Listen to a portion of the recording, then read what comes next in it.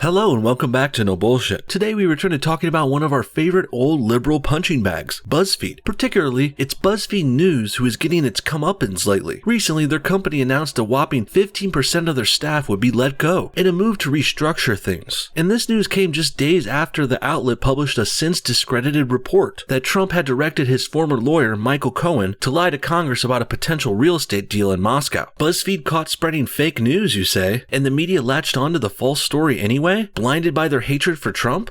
That sure sounds familiar to me. Well, that's because this is the same thing BuzzFeed has been doing for years. Specifically, in January 2017, 2 years ago, BuzzFeed published the now infamous Steele dossier, a fake and unverified document which Trump described as a total phony con job that was paid for by crooked Hillary. This is the kind of bullshit that BuzzFeed has been up to with its very young and very dumb news reporting divisions, which really amount to a bunch of amateur wannabe reporters with stark liberal biases and axes to grind with the president. They've been attacking Trump for years, so it's no surprise that BuzzFeed will be getting no sympathy from us now. They're liars and fake newsmakers, and they clearly deserve to be failing and losing money too. BuzzFeed reports fake, unverified stories that happen to fit in with their own liberal narratives to a T. President Trump even responded to this layoff announcement on Twitter in his own signature no-nonsense way. He said, "Axe falls quickly at BuzzFeed and HuffPost. Headline New York Post. Fake news and bad journalism have caused a big downturn. Sadly, many others will follow. The people want the truth." Couldn't agree more, Mr. President. And yes, this downsizing is happening at Huffington Post right now as well. Great. Another terribly biased fake news outlet going down in flames. And we can make a whole video about Huffington Post and their own follies, but today, let's stay focused on BuzzFeed for now. BuzzFeed, the viral focused website that once was just top 10 lists and quizzes about celebrity crushes and shit, well, since its more humble beginnings, they've actually branched out quite a bit. BuzzFeed has gone on to make popular followings on YouTube, Twitter, and Facebook as well. Their videos were the first things to come under scrutiny here too. I've personally been debunking their liberal propaganda for years. I got a playlist linked below of all kinds of other BuzzFeed videos I've made. They've done all kinds of dumb things, like once they made up shit about mixed race struggles to try and get sympathy and virtue points. Another time they told people that cheating in a relationship is okay because they're degenerate assholes. And BuzzFeed has also even lied about black people's inventions in order to virtue signal once again. So with that said, what's most troubling here is this kind of bullshit coming from BuzzFeed. It's really nothing new. But today it's their news divisions that we're talking about. That's their latest move. They've been trying to get into actual reporting and journalism. And this is a big part of the reason they're failing now and laying off people in general. BuzzFeed is breaking down, clearly. You see, it's one thing to make some silly videos on YouTube talking about race and shitting on white people or whatever. That's almost to be expected online now, but the problem came when BuzzFeed overexpanded and tried too hard to be taken seriously as journalists, which really resulted in BuzzFeed getting caught lying over and over again. They've been caught spreading fake news and being liberal shills. And sure, all of the news websites and TV channels have had their problems with this lately, but BuzzFeed is a total joke, firstly. And secondly, their news department is like 2 years old. They just jumped into this shit around the 2016 election, and they clearly got in over their heads. BuzzFeed even has a reporter at the White House in the press room. Can you believe that? BuzzFeed, a website with videos of its employees drinking their own piss, made it into the White House press room. Sounds pretty messed up, but also, it kind of makes me love America in a way. Anyone can make it here, but sometimes, and in this case, BuzzFeed really shouldn't. Speaking of pee, now that I think of it, that fake Steele dossier BuzzFeed put out in 2017, there were some pretty famous parts of it that accused the president of peeing on strippers or something. Maybe someone else did it, but now that I think about it, it's pretty rich that BuzzFeed is judging people for something like that, after they literally made a video of them drinking their own pee. I'm not kidding about this. That's a real BuzzFeed video. Check this clip out.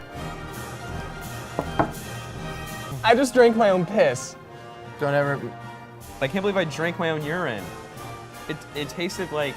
Oh, I'm like getting some like aftertaste now. Exactly what it smells like, that's what it tastes like. So it's no wonder BuzzFeed is failing. They're breaking down because they're a bunch of fake news peddling, pee drinking idiots. But this story doesn't quite end here. Not yet. You see, a lot of these former BuzzFeed employees are now turning on the company. And since the layoffs, there's been a plethora of other reactionary stories, attacking BuzzFeed for all kinds of other shady shit. The liberals are truly turning on each other here, and they're eating themselves alive. The first and biggest story following these layoffs was the controversy over paying the workers their paid time off. Paid time off, or PTO, is earned days you get while working at a job with certain companies. They basically give you so many paid days off a year, and you could sometimes save them up and get a whole month off for a vacation or something. Regardless, many of these former BuzzFeeders now saw this PTO go away after they were fired. In some states, not paying this is illegal actually, like in California where BuzzFeed was forced to honor it and pay up, but they were more than happy to not pay the people in the other states. Well, at first they were at least. But then former employees banded together, complaining publicly and even writing a letter signed by more than 400 former employees, requesting that something be done to fix this at BuzzFeed. And eventually, it looks like BuzzFeed did cave in, but to me it's pretty clear they only changed their mind and paid up because it became this big damaging story for them. BuzzFeed wasn't paying out of the kindness of their hearts, to say the least. They were covering up the fact that they screwed up again. Next, another former employee came out with an even worse story about not being paid. Rachel McMahon is a teen from Michigan who had a very interesting story about her working for BuzzFeed. She has been a very popular quiz maker for them for years, making hundreds of viral questionnaires for BuzzFeed, which accrued hundreds of thousands of views for them. BuzzFeed even encouraged Rachel to continue, emailing her that they would put her work on the front page from time to time. But instead of offering Rachel any payments whatsoever, BuzzFeed just opted to compensate her with freebies, swag, BuzzFeed branded t-shirts and other crap like that. Sad, but also not very surprising. BuzzFeed is pretty notorious for overworking and underpaying its employees. They've been doing it for years, and that's why they have such a high turnover rate over there. And it's also why there's so many of those why I left BuzzFeed videos out on YouTube. People make them all the time because they're leaving BuzzFeed all the time, because it's a shitty company that takes advantage of its employees, and no one wants to work there for too long. It must be this amazing, magical place. I left BuzzFeed after being there for 2.5 years. I made over 240 minutes of content there. I was at BuzzFeed for 2.5 years as a writer. I was a video producer at BuzzFeed Video. I worked there from April of 2015 until the end of January of 2017. Everyone seems to quit BuzzFeed these days, so it must be a pretty open market. These are some older clips from people leaving BuzzFeed over the past couple years, so apparently employees not being satisfied with working there is nothing new at BuzzFeed. The main difference is now, instead of employees leaving on their own and making these softer, politically correct, NDA-abiding videos about why they left on relatively good terms, well, now, in 2019, the former BuzzFeed employees don't have any good reasons to not completely go off on them and reveal how shitty the company really is. And I don't know if BuzzFeed realizes this, but they've just cut loose hundreds of wannabe reporters, livid SJW types with blue check marks on Twitter and everything. And these former BuzzFeeders are going to first come clean now, in the present, with more damning information about the company, and also, in the future, these fired employees will stay on the lookout for ways to attack BuzzFeed for many years to come. These are millennials who will be on the internet 30 years from now, and BuzzFeed's not going to like having these kind of enemies. So it's no wonder why many are considering this the end of an era for BuzzFeed. For example, this article from New York Magazine made some interesting points about this. Let's go ahead and go over a brief section of it before we go today. The vibe is funeral. The era of BuzzFeed as a freewheeling experimental online playground has ended. Longtime veterans who helped define the site's ethos as it grew into a global force who seemed immune to layoffs have gotten the axe. Whole sections of the site's news division have been eliminated. On the day it was eliminated, BuzzFeed's LGBT section asked, does LGBT media have a future? Apparently they don't. BuzzFeed is not shutting down, but it has been hollowed out. They join a cohort of other online content farms like Yahoo and HuffPost that also employ hundreds of staffers and mix lighter and heavier fare, just without BuzzFeed's new kid in town aura. Well put. Reminds me of how this sort of left-leaning pro-SJW media just never sells. It's not for lack of trying either. Many news outlets try and shove this progressive, pro-gay, pro-trans, and LGBTQ stuff down our throats daily. And as we can see, those that continue to do it now in current year, in 2019, those are the companies that are failing, losing, and laying people off. And in general, they're breaking down, much like BuzzFeed. Many of the tributes are exit interview-like dispatches from dismissed employees, and those who remain focused on the site's legacy and quality of the content. How BuzzFeed defined the voice of the internet since it began aggressively expanding in 2012. How BuzzFeed often took a chance on staffers without an extensive body of work, who were nonetheless good at harnessing the power of the internet. Its most obvious legacy in media was demonstrating that good writing alone wasn't sufficient to draw traffic. To gain and keep an audience, the media industry would also have to understand the distribution channels through which they reach their readers and adapt their work to fit. Well, I have to agree with this too. I can be fair here. You gotta give BuzzFeed some kind of credit. I mean, it would feel wrong to not say at least one good thing about them, because this is basically BuzzFeed's funeral after all. So with that in mind, yeah, BuzzFeed knew how to be viral. They knew how to harness the power of the internet and turn it into clicks, views, and monetizable products like videos and articles and quizzes. The real problem came when BuzzFeed began to overexpand. They dabbled into too many fields at once, basically becoming the jack of all trades, but they were also the master of none. Will BuzzFeed still survive after this? Sure, I don't see it dying off completely anytime soon, but for all intents and purposes, its significance and notoriety is completely dead, and its dreams of ever becoming a legitimate news source are certainly dead too. They're dead, gone, and well buried after this. No, BuzzFeed will likely fall back on its more normie, lighthearted, pop culture-based content, mostly directed at children. These top 10 lists and videos and quizzes are their bread and butter, and they'll keep the company alive for now. But even so, regardless, there's clearly no denying that BuzzFeed is certainly breaking down. What do you guys think? Why is BuzzFeed being forced to downsize so much now? Will they continue to peddle the kind of fake news that got them here? And what do you think about the company's future after these layoffs? Comment your thoughts on everything below, and thanks for watching No Bullshit. Hit the like button if you enjoyed this video, and we'll see y'all next time.